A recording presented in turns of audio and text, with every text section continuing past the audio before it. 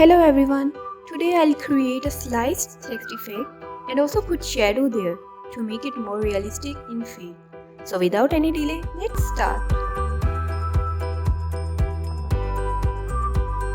Select type tool and write your text.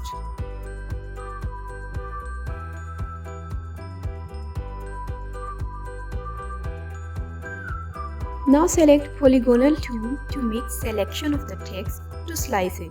You can also create selection in any direction to get result just according to your needs. Now put layer mask onto this layer and first effect is created. Now create duplicate of this layer by pressing Ctrl or Command J and we will invert the mask. Just look closely to the masks on both layers. To invert the mask, press Command Ctrl I to invert the mask. And by zooming in the text, you can clearly see the cutout text effect here. Now select text layer and move your text by pressing Shift and next arrow key on your keyboard.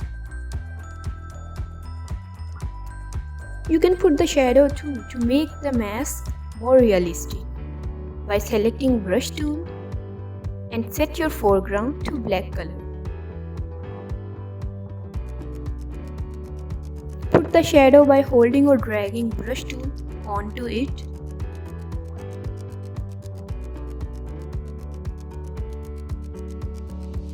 You can also create glow effect on both layers by going to blending options and put drop shadow and select color to yellow to make it glow and hit OK. There are multiple ways to meet your needs, just play with it accordingly and comment below for any queries. That is all. Thank you for watching.